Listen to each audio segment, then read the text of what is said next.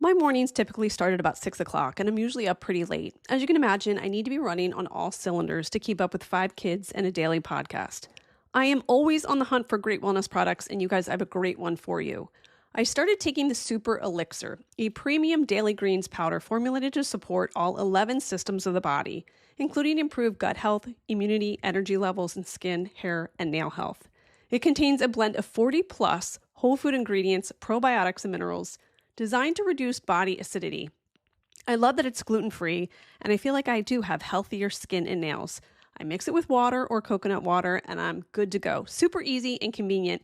And the taste, it's original pineapple and lime, so it has a vibrant, tropical, and tangy flavor with the citrusy punch that hides the green taste of ingredients like wheatgrass.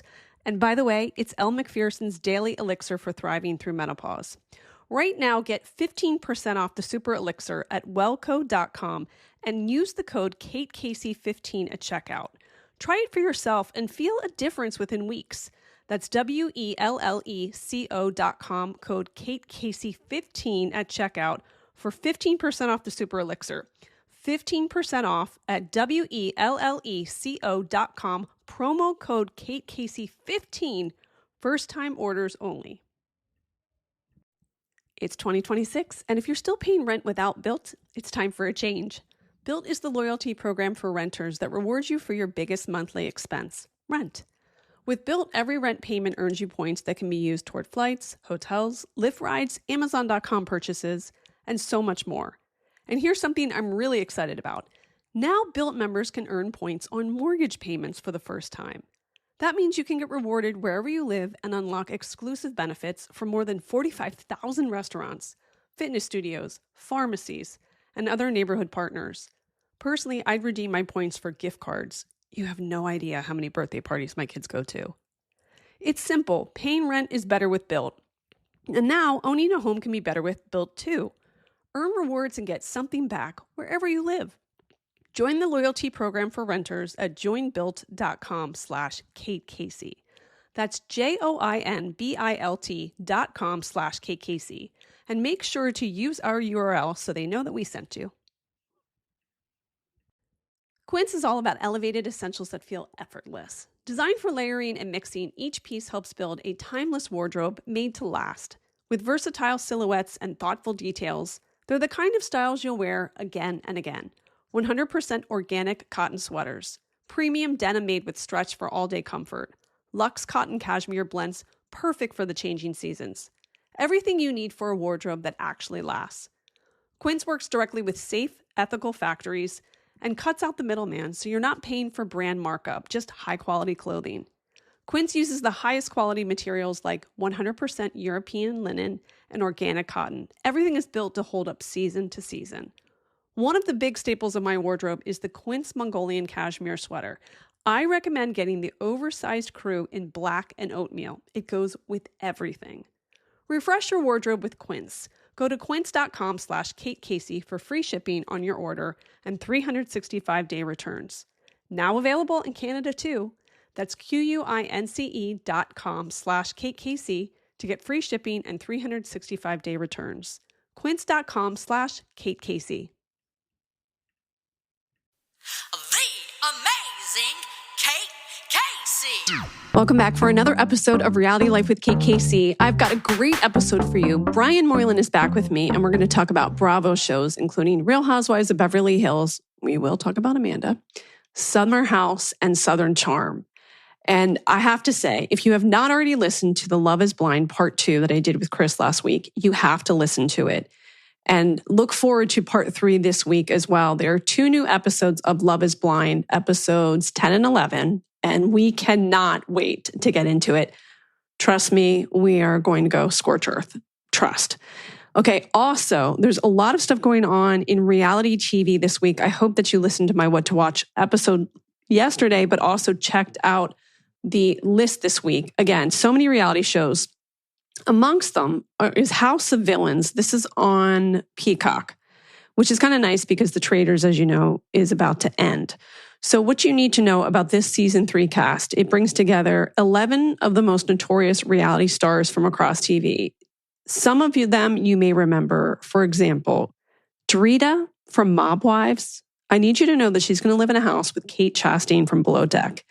And then you've got Ashley Mitchell from The Challenge. You've got Tiffany New York Pollard from Flavor of Love.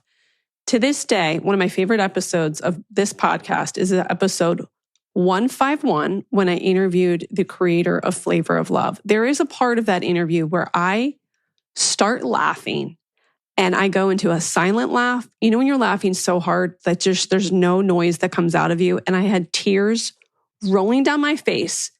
That reality show would never last in the year 2026. You have to go back and listen to it and just the stuff that happened behind the scenes. So Tiffany New York Pollard was a part of that cast and has gone on to reality TV star infamy. And so she's back for House of Villains. And like I said, she's going to be living with Dorita from Mob Wives. That alone to me is enough to watch, because watching those two do their, and it's really sort of like a ballet dance on TV, is well worth the watch. You should also know that Christine Quinn from Selling Sunset is also on the show. Again, some of these cast members just are standalones on the shows that they're on. Christine Quinn was running circles around the cast of Selling Sunset. But will it still have the same element if it's watching this reality star on a different reality show with different reality stars as well? So I'm fascinated. Of course, Tom Sandoval is, of course, on the show. And I would presume he would be on every single reality television show that is ever going to be in existence from here moving forward. So to watch Tom, who likes to talk about things like dark matter, with Dorita from Mob Wives, New York from Flavor of Love, and Christine from Selling Sunset, I would hope at this point, you know what I'm saying. This is going to be magic. It's going to be lightning in a bottle, I believe. So check that out on Peacock. Then also, as I mentioned, this week marks the finale of Traitors, and it also will include the reunion right after the finale. That's a big chunk of time. I know it's a big commitment. And the great thing about TV is it gives you something to look forward to after a very long day. You guys are running around. You've got lots going on. You've got deadlines. You've got pickups, drop-offs, all of that going on. A lot of you are back from winter break if you have kids, and you deserve something great to watch. And so I know that you're looking forward to that as well. So the remaining contestants before the finale include Natalie, Mark, Maura, Kristen, Tara, Johnny, Eric, and Rob. And I have to say, I was thinking about it. I think the way that Maura and Rob have made it thus far, I think a lot of it has to do with being on Love Island and figuring out a way to kind of stay on screen, kind of know when to go under the radar, and just film nonsensical things. Like on Love Island, nothing really happens, but you have to play it in a way that you can remain there, but not be too over the top. And I think they've done a good job of doing that on the Traitors, which is why they're probably still there. So again, we're looking forward to that. And Lisa Rinna, who has just written a book, has done some media opportunities where she references something that goes down at the reunion of the Traitors. I would presume that he was not prepared for a housewife that can eviscerate you in a reunion type situation. I also have reflected again on the fact that Colton wrote a book, and I remember reaching out to his publicity team to see if he was doing interviews, and he didn't seem to be doing any interviews. And I thought, well, what's the point of writing a book if you don't want to talk about it? But I think he was being very careful about the interviews that he did at the time. But if you're on a show like The Traitors, you know, you're going to be called out on stuff, and he wouldn't have the same protection sitting on stage, and absolutely wouldn't have the same protection when it comes to housewives who are asking you whether or not you're maneuvering fairly or unfairly within the show to make sure that you got kicked off of it. So I'm looking forward to that. So again, go to my what to watch list at katecasey.substack.com. Like I said, there's plenty for you guys to watch this week. Also, there are true crime docs that you can check out, and Formula One Drive to Survive on Netflix, which is a fantastic show. It gives you behind the scenes access to Formula One teams, the rivalries and the driver pressure. And for those of you who have never even watched a race, it doesn't matter, because there's so many elements to that sport and that show that you will find you see in other sports and other shows. And it seems like it almost feels like you're learning a college, it's like you're going through a college course and you're learning about some pocket of the world with all of these interesting interpersonal dynamics, but then also what it takes to become a champion in that sport. And there's so many moving parts to it that I thought were endlessly fascinating. So check that out on February 27th, that premieres. So again, Brian is with me and we're going to talk about those 3 Bravo shows. And it's always the best time when we get to talk and enjoy it. So here is my interview with Brian. Brian, first thing, you just mentioned something to me, and I think this would be very interesting for people to know. In your experience, there has been one specific housewife who was an absolute lovely person to sit beside, and most importantly, was a housewife who actually asked you questions about your life. We always hear about how everyone's a monster. Who, in your experience, was an absolute joy to sit beside? It was Ashley Darby. And she was just fantastic. And, I always say that what makes great housewives makes terrible dinner companions. Like, I don't want to have dinner with Shannon Bedore. Like, I love watching her on television, but it sounds like a nightmare. And I talk to these people who kind of have similar jobs to ours, and they're always like, oh, I talked to Bronwyn and she said, blah, blah, blah. What it was really about was this. And, you're just like them trying to tell their side of the story. But Ashley was just like, who are you? You're an American in London. Why are you living here? What's going on? Like asking me about myself and whatever. And yeah, it was really great. And then when I saw her at BravoCon, she was like, Brian, like, I love this. Last time I sat next to you was in London, because I think it was like I had interesting things to say, and we like had a bit of a connection, and yeah, so it was actually great, because a lot of times the ladies just have no clue, especially when you're interviewing them, like I often do. It's like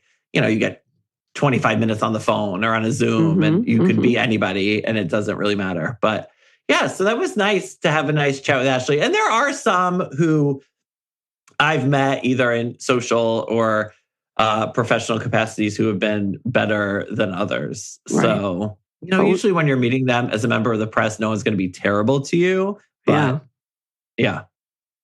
Well, I wanted to salute her, because the fact that she was asking you questions, as simple as that seems, is a lovely thing to do in the year 2026 that few people seem to have interest in doing when they're on reality shows.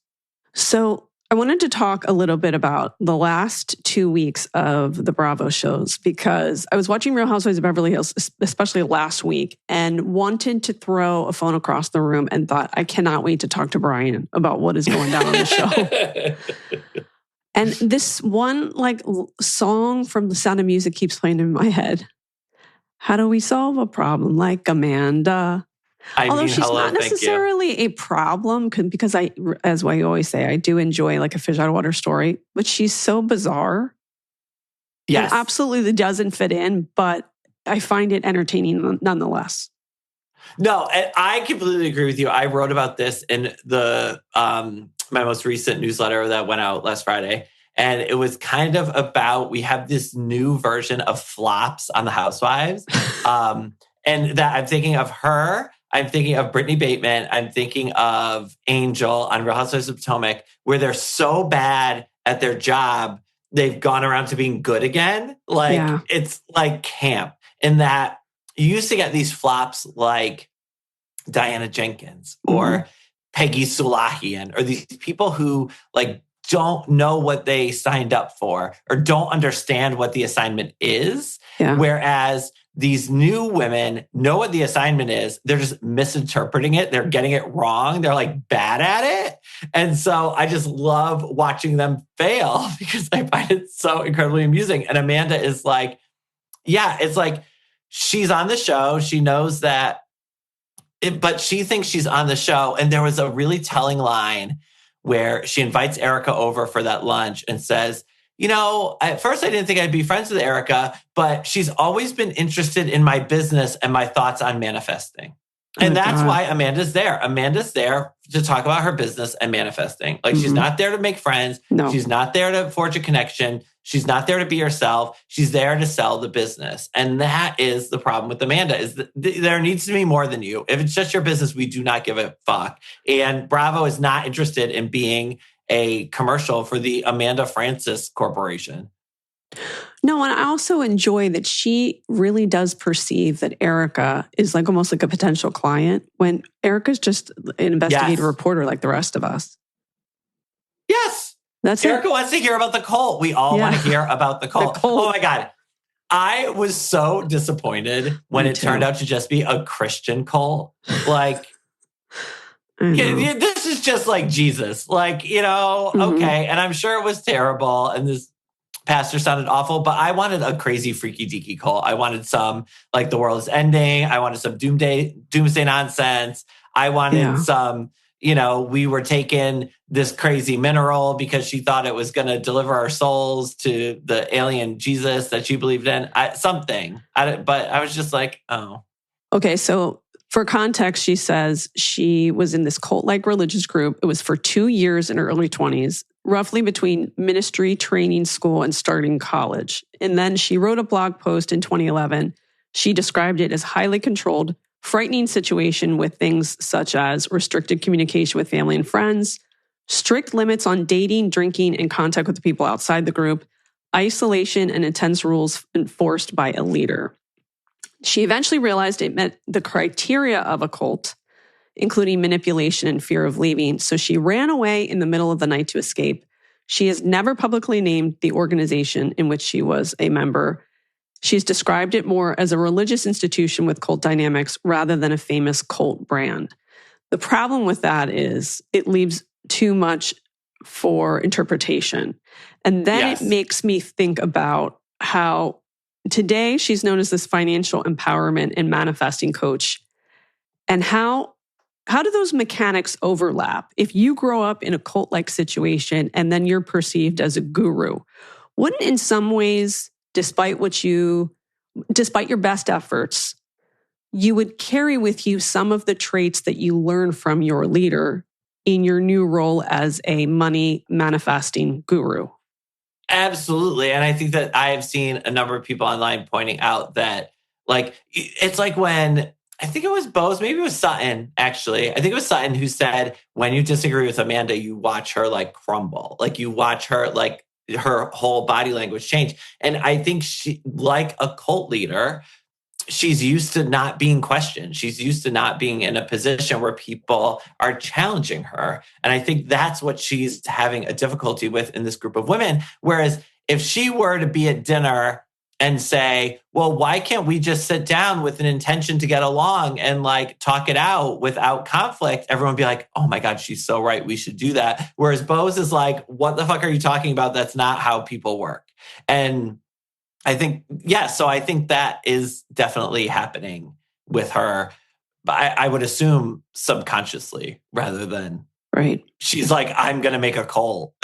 Well, then I'm thinking if somebody lives under rigid spiritual authority, as she's described, wouldn't you in some ways want to reclaim your power by then becoming an authority in whatever space you may be? So I don't know, for other people, maybe you're the managing partner of a law firm, or you're the PTA president, or whatever it is. Yes, you're the president and founder of the Real Housewives Institute. There you go. You're trying to reclaim your power by becoming this authoritarian.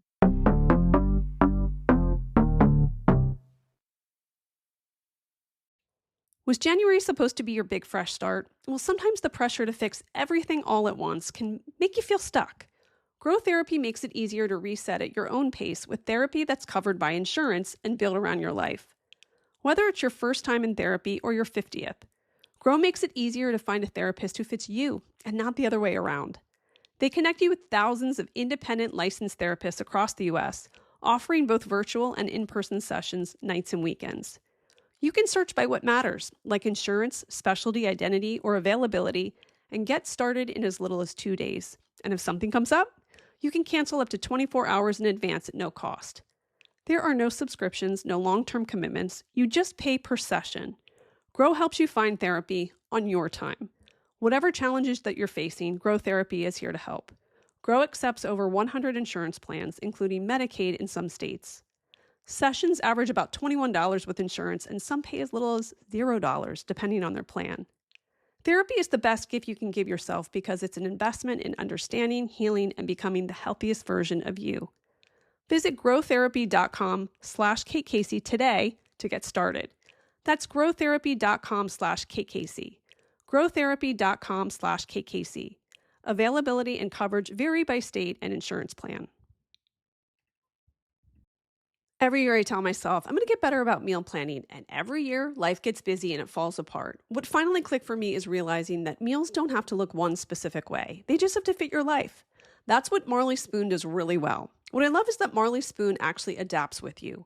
Some nights you cook, some nights you heat, some nights you just need dinner done fast. They've got options for all of it so that meals fit your schedule and not the other way around. And here's what I love. They give you over 100 recipes to choose from each week. We're talking comforting classics to fresh, balanced dishes.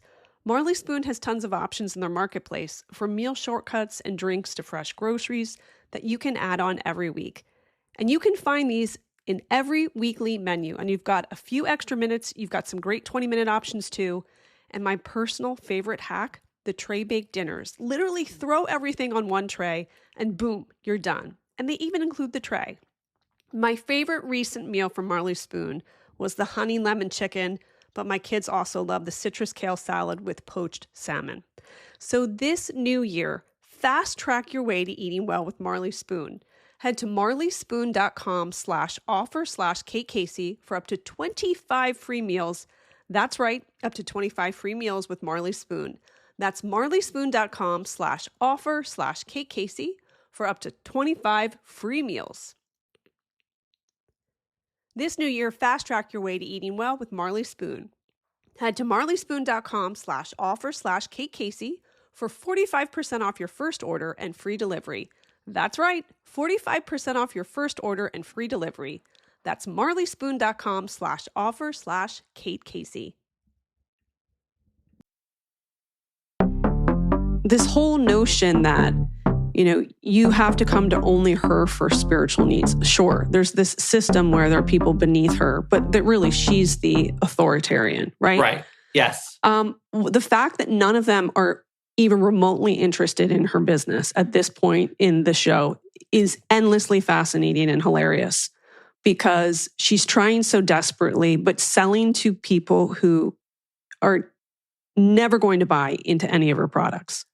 No, and none of them, I think, need to necessarily. No. I mean, Dorit needs some financial help, but I don't think it's anything that Amanda's going to provide her. But that's what I'm talking about. Like you're saying, it's hilarious. She's trying and failing. Like that's what, think about Angel and that fucking trip where Angel, where Giselle says, we're not going on your fishing trip. We're going to the Four Seasons. I did this whole thing. And Angel's like, no, they're coming on my thing because she's like, I need to advertise my business. I'm here to sell my business.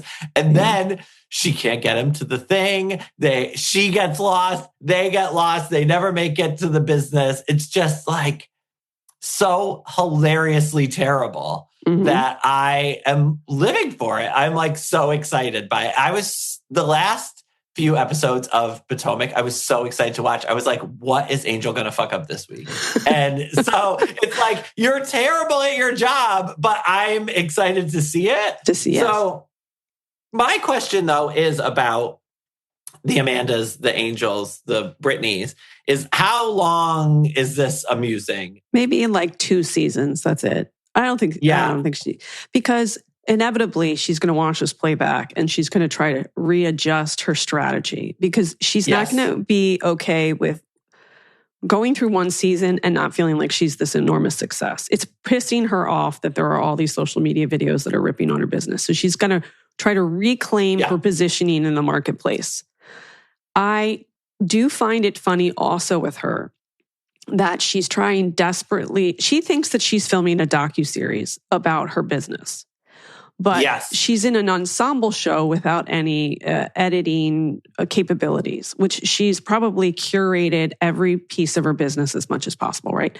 So like the scene where in walks this very young girl and it says Amanda's assistant. I mean, I'm old enough and, been a mom long enough to know that is someone she just found off of like care.com. That is a babysitter. Right. That is not an assistant. So there's so many like cracks in her system. And then the other part to her that she's going to want to reclaim is the way that she's treated her husband in all of these scenes. She's going to get so much pushback about how she treated him. She's going to go over the top the next season. And he may be given some sort of job within the business because right now it just seems like he like hangs out all day and plays like shuffleboard. And remember when she was like, no, not our money, my money. So awful. Like she's made these like conscious choices to like cut him out. A few people I know, and I don't believe this, say they get like gay vibes from the husband, which I always hate because it's like, they're fucking married, guys. Like, leave it alone. Like, who cares? Like, whatever. I think that's crazy and stupid, but I agree with that. But speaking of assistants. Oh boy. Did you see that Sonia Morgan's intern sold a show? I saw it. I did. Yeah. Good. God bless. I mean, I hope Sonia's in on it. I hope she's getting I don't think she is.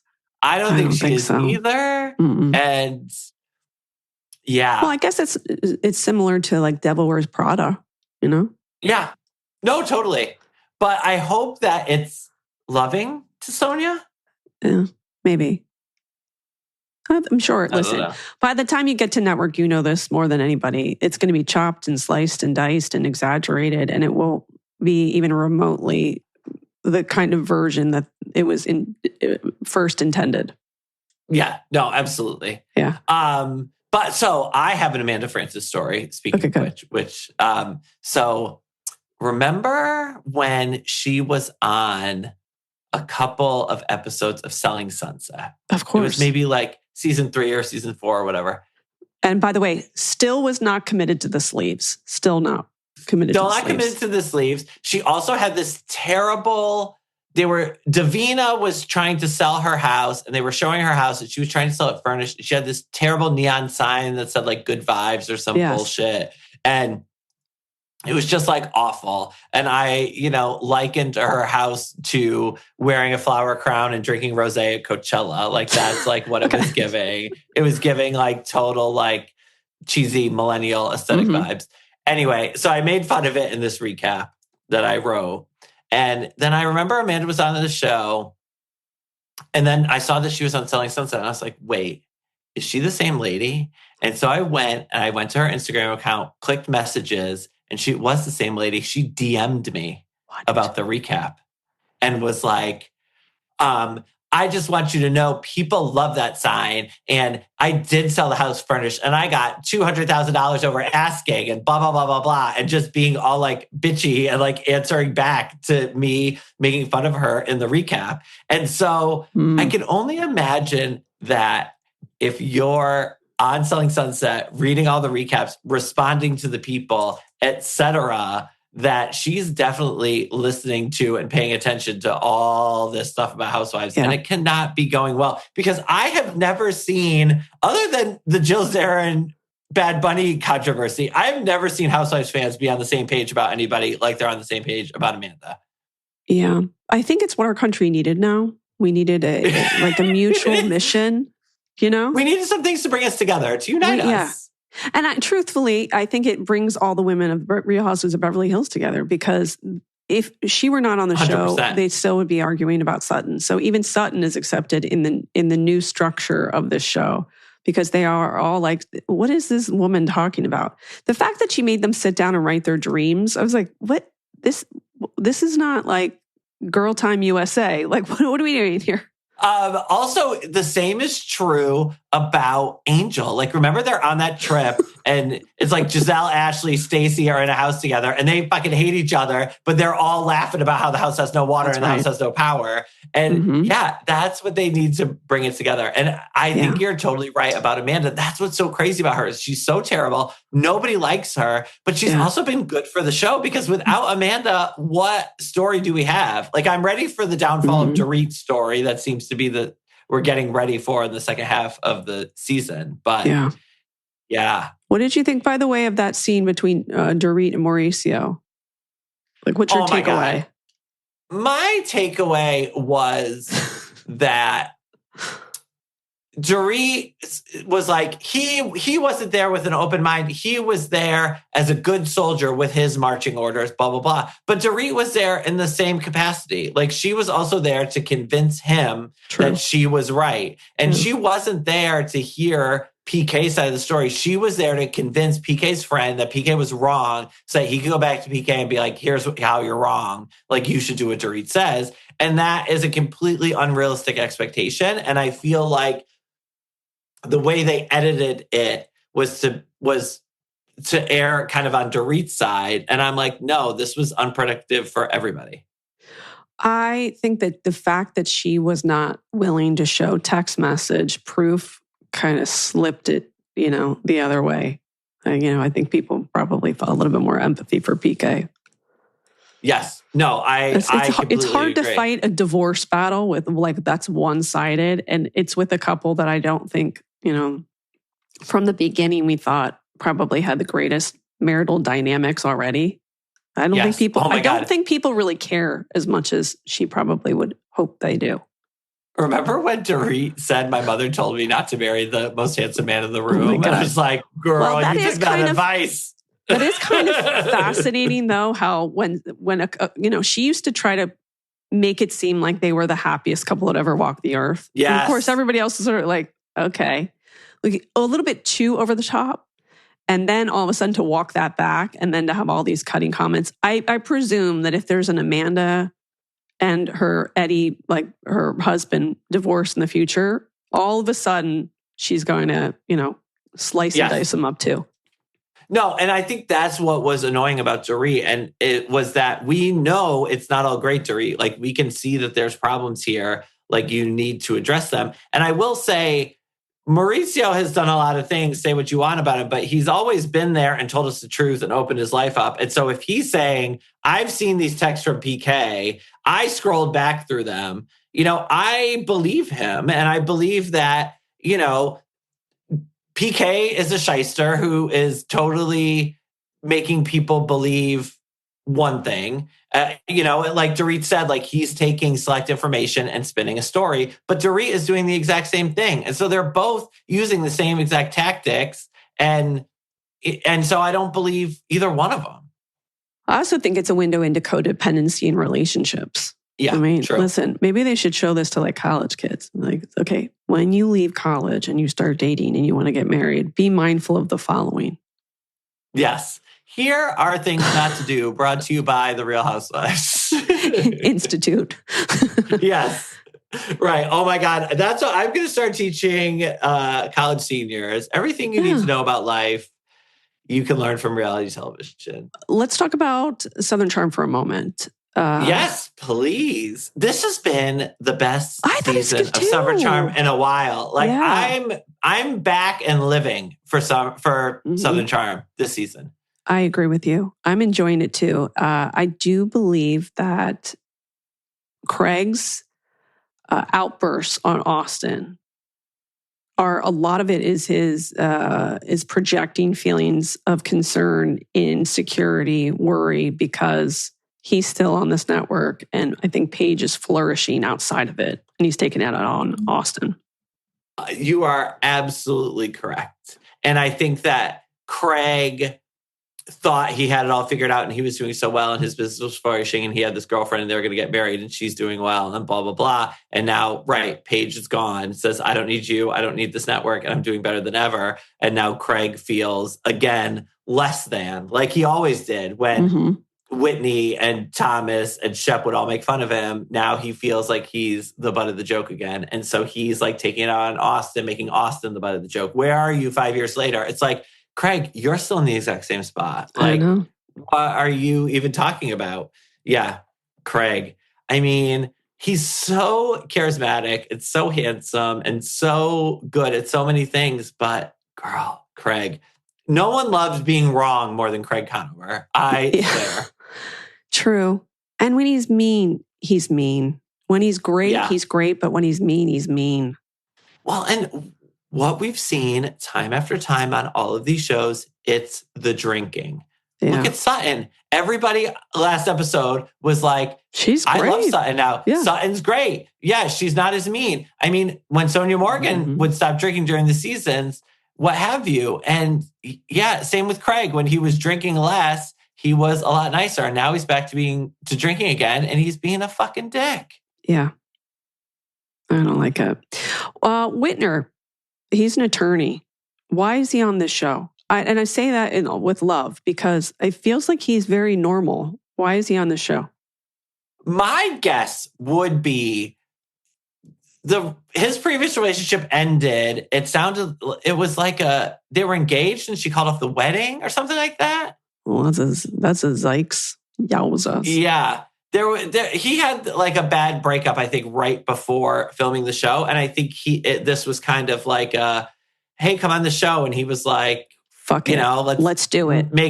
Let's make some friends. Let's meet some girls. Let's like raise the profile. Let's like be distracted, meet somebody. Yeah.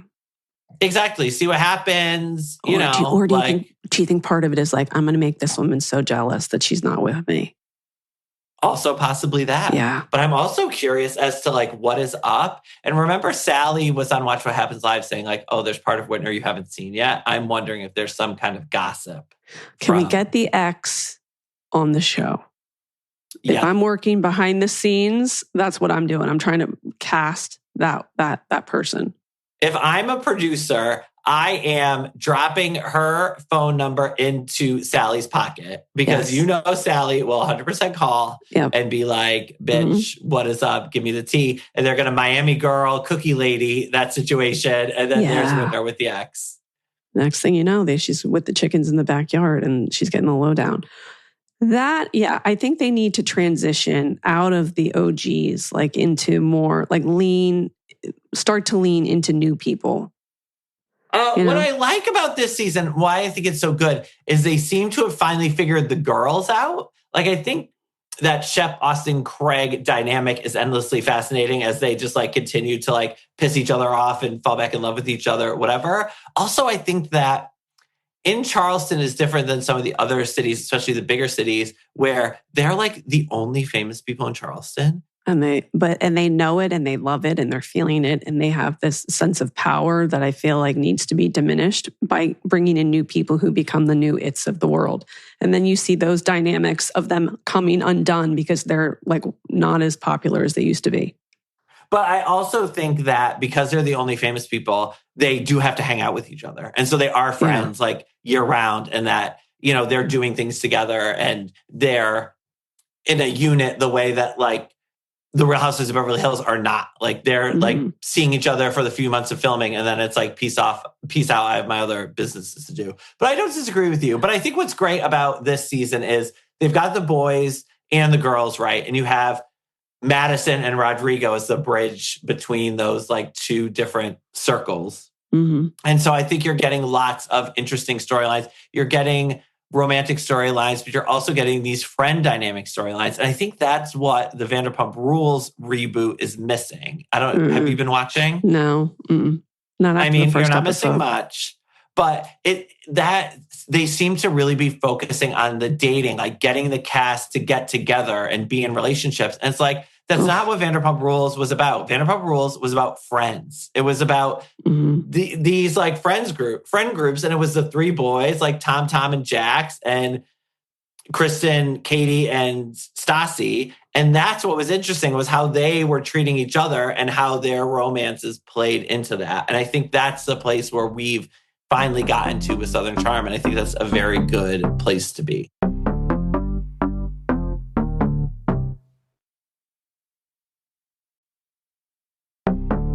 What do you think about the future of Summer House now that Kyle and Amanda, this is essentially a season of a marital unraveling? And I know this is hard for you because you do love Kyle so much.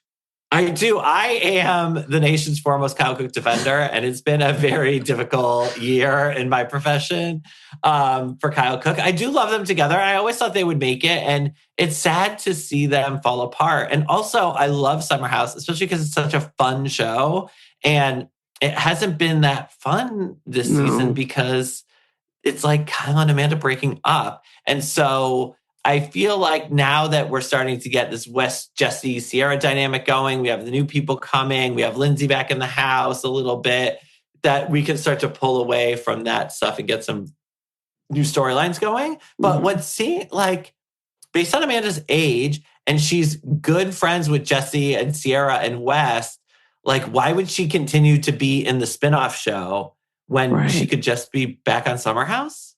Right. I know. Give her both. I mean, Amanda deserves both. We love her. So, yeah, I'll be curious. But it does seem like on Summer House this year, they have a slew of new people, and they're all kind of auditioning to be like the next generation of Summer House. And I don't feel like I've really been able to get a sense of all of their personalities yet, because the Kyle and Amanda of it all is kind of drowning it all out. And at this point, I'm like, just go your separate ways. I don't know. I don't I'm my patience for Kyle is grown quite thin. He's just so mean. He's another one. He can be just so mean. Agree. And yes, I completely agree with that. And Amanda is never, like, you see some like Jesse and Michelle in the Valley are equally terrible to each other. Yeah. And Amanda is fed up with Kyle, but it's not at all as bad as how Kyle's treating Amanda, sadly. Can you imagine being a Paige or a Sierra, and for years and years, you have to respect the fact that your friend still wants to work out her marriage, but you have to see her treated so poorly. And on top of it, they're on a TV show. So you have to, work with this person. But once you make a decision that your friend's husband is a piece of shit, it's pretty difficult. You don't want to be around them at a party. You don't want to take, have an invitation on the same trip. They have to film a TV show together and pretend that they like him. That's torture. It's torture because, we all have friends who have terrible partners. And it's like, okay, I'm just not going to invite you. Like, I just feel like hang out with my friend. Or, if it's, a birthday party and the partner's there, it's like, oh, hey, girl. Oh, yeah, good to see you. And then it's like, bye.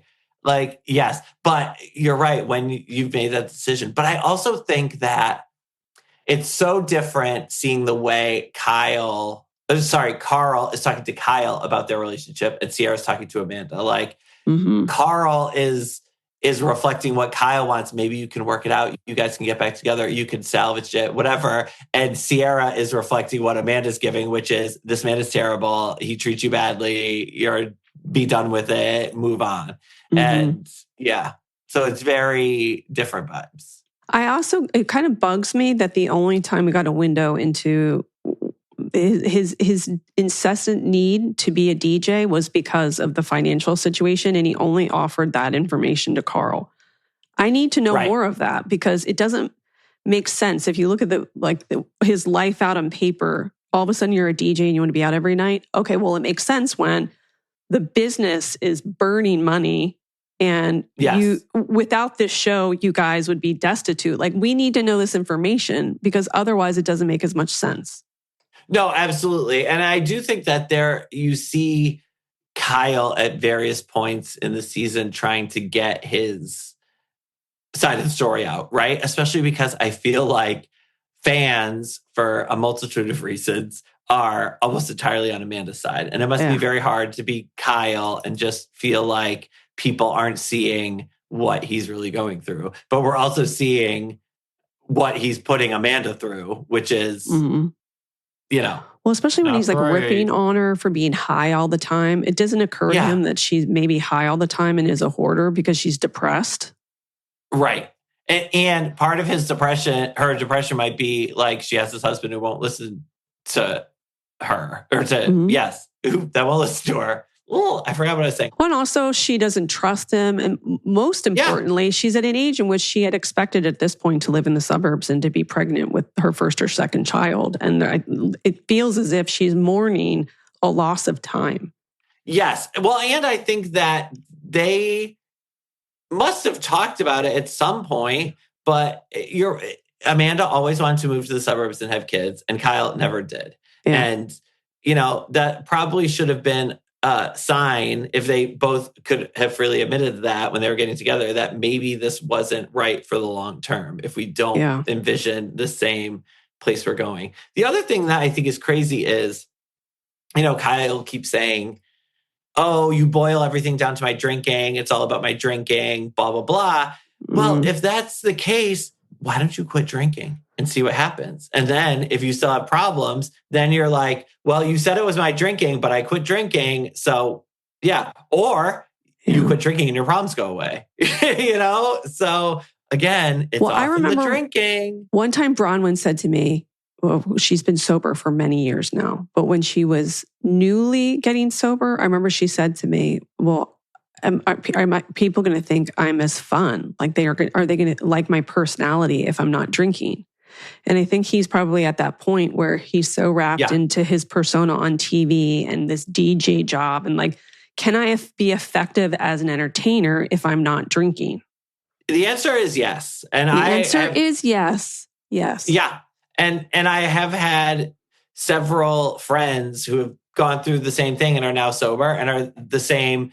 And the crazy thing is, it's all the good parts of your personality without any of the bad parts of your personality. It actually makes you better when you're still fun and charismatic and outgoing, but you're not mean. And that's it. Yep.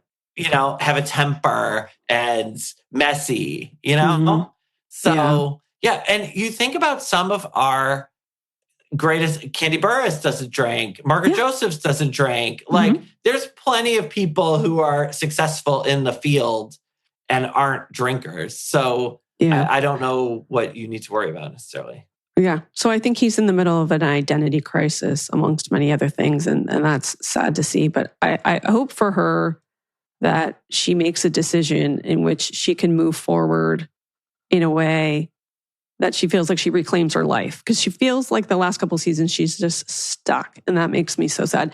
And I'm assuming it's been torture for her closest friends, because unless somebody makes the decision on their own, you can't make it for them.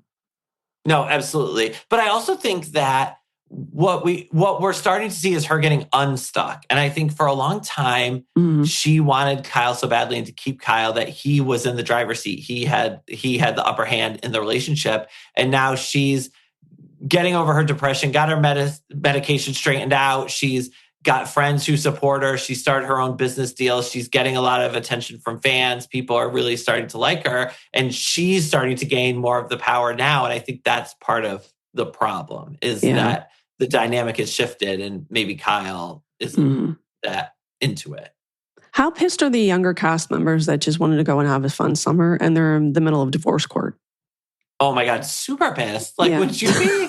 Like, But I will say, to Bailey's credit, like, she has clocked everything that's going on. Like, Bailey is just in bed talking to Levi and it's like, here's what's happening. And she's 100% right. And so I think that, you need to be emotionally intelligent to do well at these shows. And I think if she's clocking people so effortlessly and knowing exactly what's going on, that she is going to have a good path ahead for her in the long run. So the last question is, I want to jump back for a moment to Real Housewives of Beverly Hills. In the last episode, Denise Richards comes back and she spends some time with Sutton and Erica. And Denise opens up a little bit about her marriage and, of course, the circumstances that she's been in the last couple of months as it was at that time of filming. And then Erica opened up about experiences that she had. Lots of people on social media said that Erica made it about herself in that moment. What do you think? I don't think so. I think that Erica, to me, it was similar to when Aaron Leachy on Real Housewives of New York was talking to Jenna Lyons about how, like, I'm going to tell my father I had this abortion. I'm going to be open about it and whatever. And Jenna says, oh, well, I had one too. You know what I mean? It's like, you see somebody going through something difficult or hard or whatever, and you want to say, like, I empathize with you. I know what you've been through. Whatever. And I think that Erica, isn't the most forthcoming, and she wasn't super forthcoming in the story, but I think when she said it and Sutton was like, wait, we were friends while this was going, Sutton's doing the math in our head. And it's like, why didn't you tell me? I would have helped you. Like, why didn't we talk about it? And so I think it was Sutton questioning Erica that made it more than maybe Erica anticipated it being. But I think that, when you have a friend who's going through something, you say like, I've been through something similar and I understand and I feel you. And so I think that's just what Erica was doing. And you know, fans really want to give Erica the least generous read they possibly can. I feel a lot of the times because of everything that happened with Tom, and they just don't forgive her and they think she stole this money and she should have been more sorry about it and whatever. And so people have just decided that Erica's like a sociopath and she's terrible and whatever. And I think that saying, oh, you're making it all about yourself is a very ungenerous way to see how Erica was feeling in the moment. I also think that sometimes when someone's going through a life experience and it hits too close to home, you tend to push yourself away from them.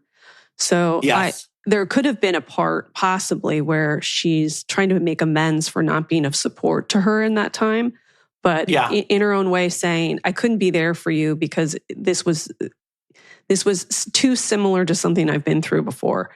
But I think that it did make it a much more powerful conversation because it became less about Denise's abuse and more about women who find themselves in these situations, especially women like Erica and like Denise, who are women we see as strong and powerful. And they still are strong, powerful women, but they just had the bad luck of running into one of the millions of asshole men out there who are going to be abusive. And so I do think that it really opens it. Same with that abortion conversation with Erica or with Aaron and Jenna is, it shows it's more universal than you think. And that's like, I think a lot of what we want to take from these shows is as much as these lives are aspirational, it might not be like ours. We want to see that these people are just like us and they're dealing with the same struggles we deal with. And how would we handle these struggles, et cetera. And so I thought it was one of the best scenes we've seen on Housewives in a long time. I really loved it.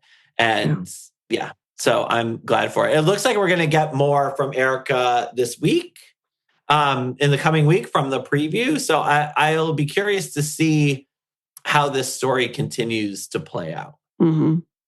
I'd love to ask her, Erica, at some point, like how she views herself now through the lens of 2026 versus the person we initially met on that show. Like how much of her life does she look back now and still see herself in? Like, does she feel like she's a completely different person? I can't wait for the day that all of the court cases are done and maybe Erica and I can sit down and write the second book because I would love to hear about everything that's happened, how she's changed her mindset about herself, about fame, about Tom, about everything that she's gone through. I think that it would be it's a very different Erica, and I think it would be a very different book. And so, I already have a title. It's called Pretty Messed Up. Ooh, good. Yeah. So, Erica, get at me, girl. What if Amanda Francis comes to you and says, I would like for you to help me write the book called Manifest Dead. Or I don't know, whatever, maybe. Well, that is... So I know from my ghostwriting agent that there's the big money in ghostwriting isn't in celebrity memoirs. It's in self-help books and in like business books, like 7 Habits of Highly Effective People or whatever. You get somebody who's like big in business and they want to sell a book. So I would be interested in going into that space. I did have a talk once with a money person.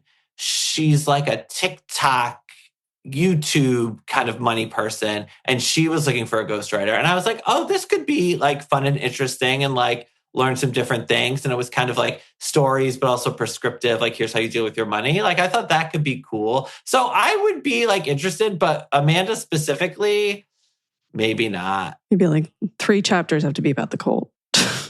Right. Yeah, exactly. There was a couple, she was a Real Housewife and he was on the show.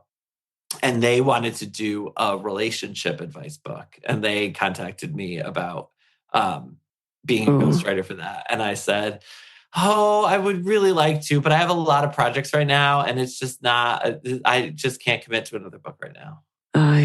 Gosh, I would love to be privy to those conversations. Yeah. Wow. So that didn't happen. I also heard about a few housewives who were trying to sell like non-memoir type books and nobody bought them. Like like they sent the proposals out and none of the publishers bought them. Well, I have a friend who showed me this Excel spreadsheet of all the book sales of reality stars so I could see like who sold a lot and who didn't. And you would be surprised how few books some reality stars sell.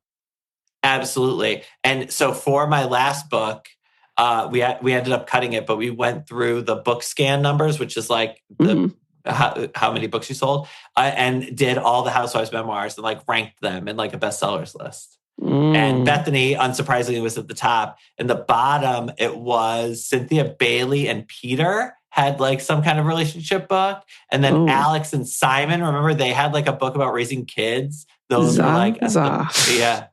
I mean, even Leggy Blonde of Eva Drescher's memoir beat those guys. So, wow. Yeah. Wow. Well, tell everybody where they can follow you. You can follow me at you can follow me on all social media channels at Brian J. Moylan. Also, my house is on the Jack the Ripper tour. So if you take the Jack the Ripper tour in London, you can just knock on my door. No way. Did you not know this? No.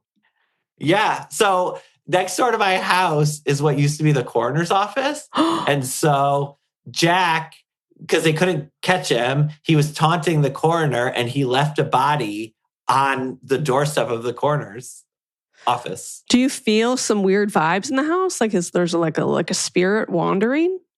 My house is very old, so it's definitely seen shit, but I don't feel like ghosts. But I do feel the sense of the people who have lived here before, if that makes sense. Is it like, does it feel like the musical Oliver?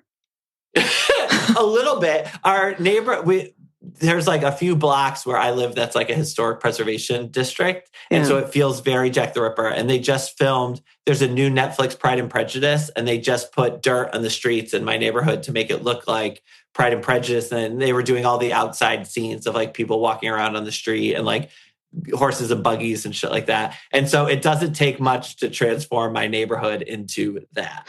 I would like to see the horse and buggies in the dirt in the street. And then you're just like, you walk across the street in like a neon 80s outfit with like a Walkman on. So, I saw them all going to lunch, like all the extras and whatever, and they're all in period costume and they're like thumbing through their phones. It's like such like trippy. A weird juxtaposition. Or you see them like leaving the area that they made look old and they're on the regular street in front of an Aesop and you're like, what? Too good. Yeah. Well, thank you, my friend. Thank you.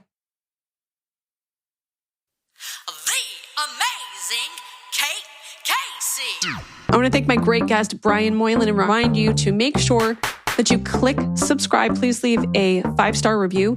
Join the Facebook group Reality Life with Kate Casey. You can get my what to watch list at katecasey.substack.com. Please don't forget about the bonus episodes on Apple Podcast and on Patreon. Please follow me on social media. I'm on Instagram at @KCCA, TikTok, it's Kate Casey, and Twitter Threads and Blue Sky at @KCC. Hope that you're having a great week and stick with me because I've got new episodes all this week.